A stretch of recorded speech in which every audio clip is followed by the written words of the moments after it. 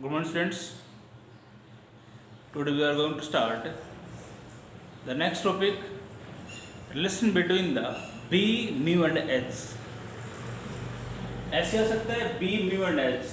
B का मतलब magnetic field, mu का मतलब क्या होता है मैग्नेटिक परमेबिलिटी, और H क्या होता है मैग्नेटाइजिंग फोर्स और मैग्नेटाइजिंग इंटेंसिटी. और we can say that relation between magnetic permeability and magnetic susceptibility, जिसको हम जाई से लिखते हैं, इसको म्यू से हम रिप्रेजेंट करते हैं. तो हमें एक रिलेशन निकालना है बी, म्यू और एच में. एग्जाम में 2-3 टाइम्स आपका आया हुआ है, ठीक है.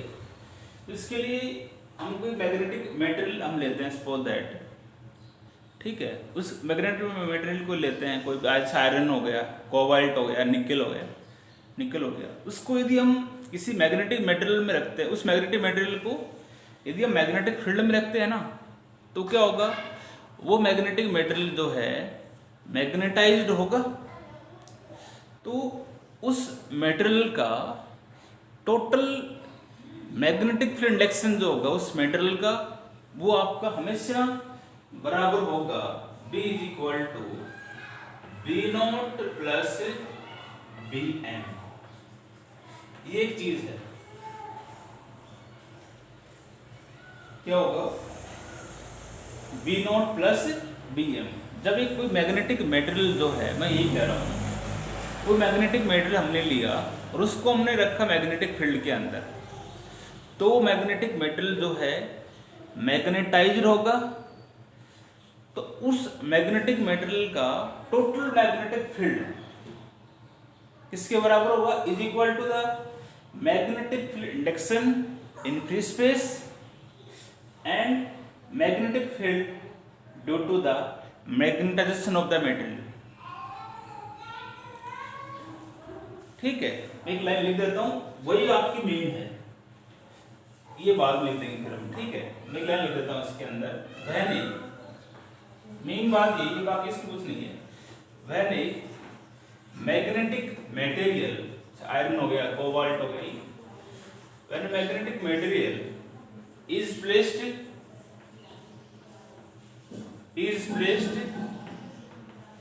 in a magnetic field,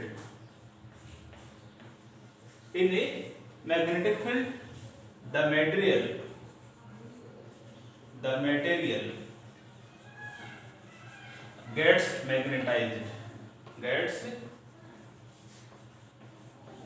material gets magnetized. वो मटेरियल क्या होगा आपका, मैग्नेटाइज्ड होगा. The total magnetic induction, magnetic field का तो एक ही बात है, total magnetic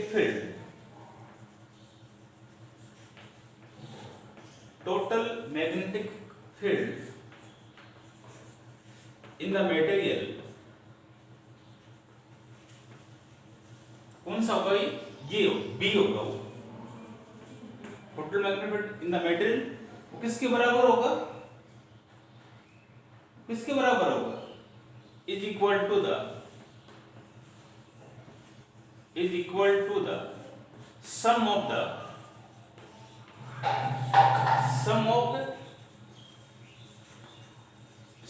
the magnetic field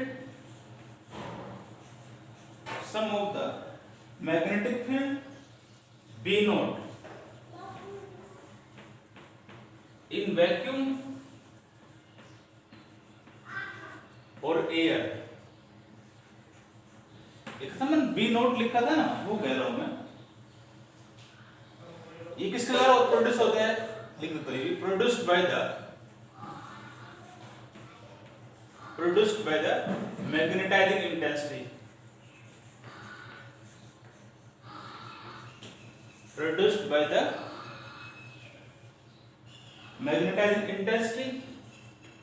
B0 तो मैग्नेटिक इंटेंसिटी का प्रोड्यूस होगा, and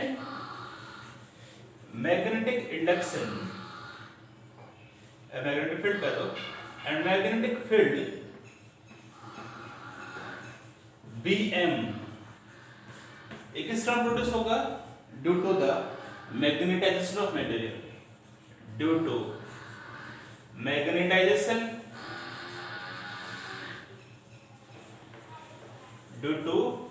magnetisation of material, magnetization of the material, ये Bm होगा आपका। दैट इज, इसका मतलब ये हुआ B जो होगा आपका, B किसके बराबर होगा? B बराबर होगा B0 प्लस Bm के बराबर होगा। इक्वेशन फर्स्ट आ गई, ये लिखा है मैंने इसके अंदर। कोई मैग्नेटिक मेटेरियल को जब उसको मैग्नेटिक फील्ड के अंदर रखते हैं तो वो मेटल आपका मैग्नेटाइज होगा। उस मेटल का टोटल मैग्नेटिक फील्ड किसके बराबर होगा? B0 के बराबर, B0 के बराबर Bm के बराबर। तो B0 जो मैग्नेटिक फील्ड जो होगा वो मैग्नेटाइजिंग इंटेंसिटी के कारण होगा, और Bm जो होगा this is the magnetic field due to the magnetization of the material. ठीक है, तो ये जितना ये मैग्नेटिक फील्ड होगा इन दोनों का सम भी वही रहेगा आपका। ठीक है, ये आपका रहेगा। और ये हम जानते हैं, ये हम जानते हैं B0 जो होगा वो किसके बराबर होगा? B0 जान कुछ बताया था मैंने, म्यू नॉट H, और Bm जो होगा ना ये होगा mu naught into I। Bm magnetic field due to the magnetization of metal, वो किसके बराबर होगा? Mu naught into I। तो I जो है ना यहाँ पर हेयर, I जो है I को हम बोलते हैं इंटेंसिटी ऑफ मैग्नेटाइजेशन। I क्या है? Intensity of magnetisation. I यहाँ पे क्या है? इंटेंसिटी ऑफ द मैग्नेटाइजेशन आपका ये होगा। ये वैल्यू से पुट कर दो, ये चीज, ये फॉर्मूले हम जानते हैं। ठीक है,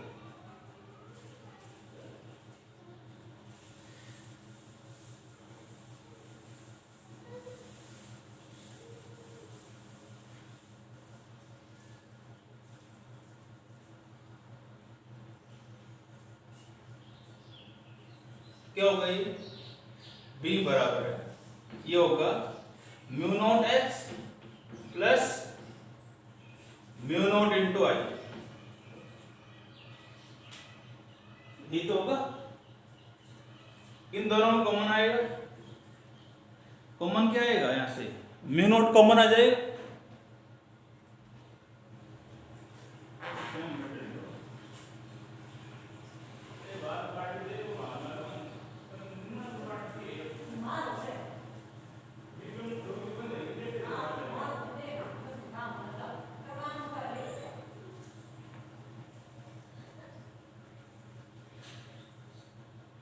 Bm म्यू नॉट I,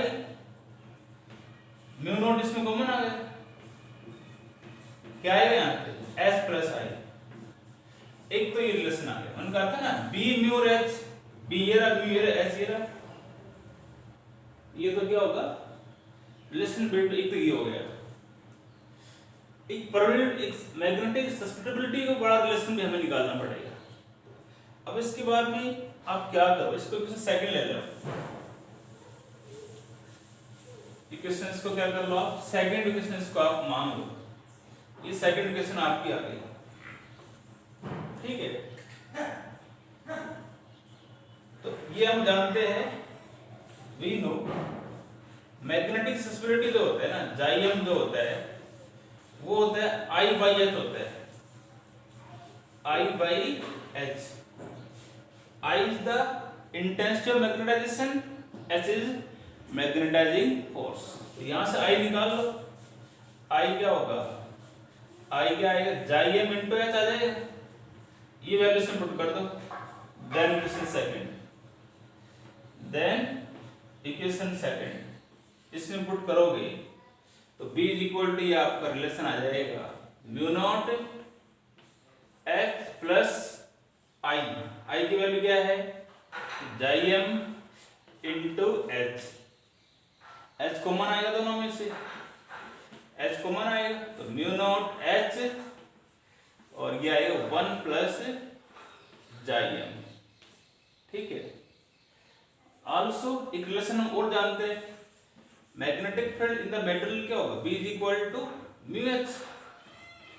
यहाँ नोट होगा, क्या नोट आ जाएगा, ये नोट नहीं है, नोट आगे नहीं आएगा, इसको यहाँ पुट करो, then mu H is equal to mu naught H into 1 plus chi M. इस म्यू नॉट को इधर एच से एच कैंसिल हो जाएगा, म्यू नॉट को इधर ले आओ, तो mu by mu naught is equal to 1 plus chi M. Chi M is the magnetic susceptibility. Mu by mu naught क्या होता है, is relative magnetic permeability. Definition से पीछे बताया था, 5 टर्म्स लिखवाई थी। तो म्यू बाई म्यू नॉट किसके इक्वल होगा, mu R. This is the relative magnetic permeability हो जाएगा आपका ये। ठीक है, तो ये रिलेशन आज आपका आएगा mu R is equal to 1 plus chi. तो ये एक रिलेशन था आपका, relation between the magnetic permeability हो गया और मैग्नेटिक ससेप्टिबिलिटी, दोनों में एक रिलेशन ये हो गया, और बी म्यू एस के लिए हो गया। एक बात बस मेन मैंने ये बताया है, जब कोई मैग्नेटिक मटेरियल को हम मैग्नेटिक फील्ड में रखते हैं तो वो मटेरियल आपको मैग्नेटाइज होगा, टोटल मैग्नेटिक इंडेक्स उस मटेरियल का जो होगा वो किसके बराबर आएगा, बी नॉट। ठीक है, बी नॉट और बी एम के बराबर आपका आएगा। बी नॉट जो है वो किसके कारण प्रोड्यूस होगा, produced by the magnetic intensity के कारण होगा, और बी एम किसी कारण होगा, due to the intensity of magnetization के कारण आपका होगा। ठीक है, total magnetic index B is equal to B naught plus B M. B naught आप पुट कर दो म्यू नॉट एच और म्यू नॉट आई और कैंसिल कर दो। ठीक है, तो ये आपका एक रिलेशन था।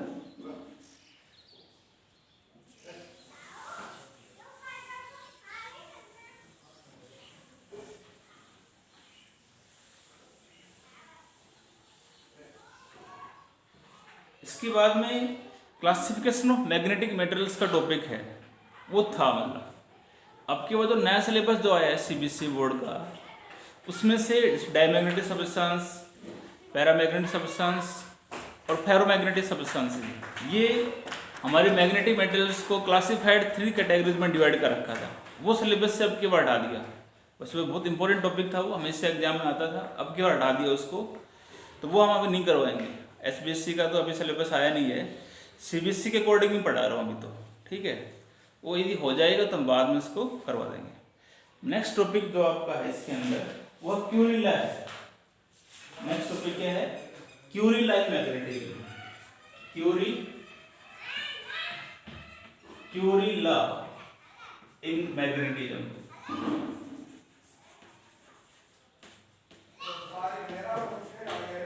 क्यूरी जो है साइंटिस्ट था, मैडम क्यूरी जो है, उन्होंने मैग्नेटाइजेशन के बारे में एक रूल बताया। उन्होंने बताया कोई भी मैग्नेटिक मटेरियल जो है उसकी जो इंटेंसिटी जो है, intensity of magnetization of magnetic material is equal to the, या इंटेंसिटी जो है वो किस पर डिपेंड करेगी, मैग्नेटिक फील्ड के ऊपर डिपेंड करेगी और मैग्नेटाइजिंग इंटेंसिटी के ऊपर वो डिपेंड करेगी। ठीक है, तो इसकी स्टेटमेंट उन्होंने ये दी, अकॉर्डिंग टू क्यूरी लॉ, लिख देता हूं मैं, according to Curie law the intensity of magnetization, the intensity of magnetization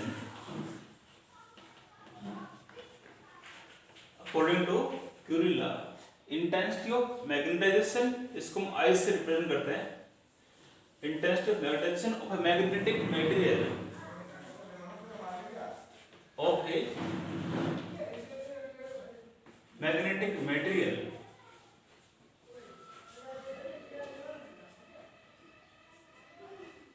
is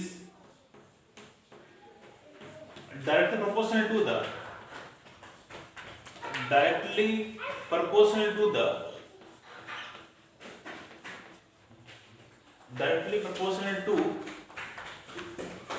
magnetic field induction B लिख दिया इसको मैंने, and inversely proportional to the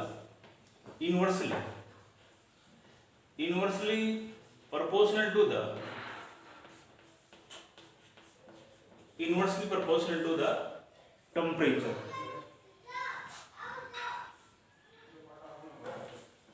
Temperature of material. Temperature of material. दो चीजें उन्होंने बताई, दैट इज इसका मतलब ये हुआ तो इंटेंसिटी मैग्नेटाइजेशन जो है वो डिपेंड किस पे कर रहा है, मैग्नेटिक इंडक्शन के ऊपर, एक ये बताया उन्होंने, और सेकंड उन्होंने बताया इंटेंसिटी जो है प्रोपोर्शनल किसकी होगी, टेम्परेचर T लिख दिया इसको मैंने, इनवर्स प्रोपोर्शनल 1/T हो जाएगा। ये दो स्टेटमेंट इन्होंने बताई। इसका मतलब ये हुआ कोई मैग्नेटिक मेटल का जितना मैग्नेटिक फील्ड स्ट्रॉन्ग होगा तो उसकी इंटेंसिटी ऑफ मैग्नेटाइजेशन जो है वो भी स्ट्रॉन्ग होगा, और यदि उस मैग्नेटिक मेटल का टेम्परेचर को हम राइज करते हैं तो उसकी इंटेंसिटी क्या होगी, आपकी कम होगी। ठीक है, दो स्टेटमेंट उन्होंने बताई, इसको आप कंपेयर कर दो, एक रिलेशन इसका हम निकाल देंगे from equation first and second, दोनों को कंपेयर करते हो तो यहाँ से I जो है प्रोपोर्शनल किसके आएगा, B/T के बराबर आ जाएगा, न्यूमरेटर में B और डिनोमिनेटर में क्या है आपका T है। ठीक है, आल्सो B प्रोपोर्शनल किसके होगा, H की, तो B इक्वल टू म्यू होता है, तो म्यू कांस्टेंट हो गया, तो B आप इसको B की जगह H कह सकते हैं। तो I जो है यहां से आपका आएगा H/T। ठीक है, और यहां से आप इसमें ये भी कह सकते हो I और H/T जो है ना वो ऐसे आपकी ग्राफिकली वेरी करते हैं।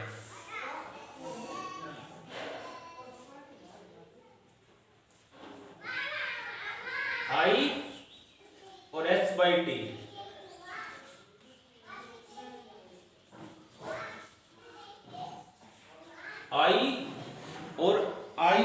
H/T ग्राफिकली आप कैसे वेरी करते हैं, यदि आप पूछता है ऐसे आप इसको ग्राफ ड्रा करो, I variation of I with H/T, ये इसमें आप दिखा सकते हो। इसको आप प्रोपोर्शनलिटी से हटा दो तो कांस्टेंट आएगा, I जो है यहाँ पे आपका आएगा C H/T, वेयर C जो है यहाँ पे है क्यूरी कांस्टेंट है, C यहाँ पे क्या है अभी, और इसको आप कर सकते हो, अभी इसको रहने दो, चलो अभी तो ये रहने दो। इसके बाद आप क्या करो, H को इधर ले आओ, H इधर ले आए तो हम ये तो आएगा, एंड जाइम जो होगा, जाइम क्या होता है, I/H होता है ना, तो इसको जाइम लिख दो यहां पर, तो I/H जो है यहां से आपका क्या होगा, जाइम प्रोपोर्शनल टू द 1/T, अब इसके लिए कांस्टेंट लगा दो, जाइम इज इक्वल टू ये आएगा C/T, यहां पर C जो है हियर C जो है यहां पर क्या है, क्यूरी कांस्टेंट है। ये क्यूरी ने इसके बारे में आपका बता रखा है। ठीक है, इसमें आप क्यूरी लॉ की स्टेटमेंट यही है, उन्होंने बताया कोई मैग्नेटिक मटेरियल जो है उसकी इंटेंसिटी जो है वो हमेशा डिपेंड करती है किसके ऊपर, मैग्नेटिक फील्ड इंडक्शन के ऊपर और मैग्नेटाइजिंग फोर्स के ऊपर, सॉरी टेम्परेचर के ऊपर। इंटेंसिटी किस पर डिपेंड करती है? एच पे और टी पे डिपेंड आपकी करती है, ठीक है। तो यहाँ से ये मतलब हुआ जितना ज़्यादा इंटेंसिटी आपकी होगी, कब होगी वो भाई, आई जो है आपका किस किस पे डिपेंड कर रहा था, बता रहा हूँ रखिए दोबारा, बी पे डिपेंड कर रहा था और टेम्परेचर के ऊपर। जितना बी ज्यादा होगा आई ज्यादा होगा, टी ज्यादा होगा आई क्या होगा, कम होगा, ठीक है। ये टॉपिक था आपका क्यूरी लाइन मैग्नेटिज्म। अब ये टॉपिक वैसे लगभग आधे घंटे का होगा, तो वीडियो बड़ी हो जाएगी, इसलिए आप 2 टॉपिक ही करना है आपको, ठीक है। बाकी हम इसमें कल करते हैं। थैंक्स।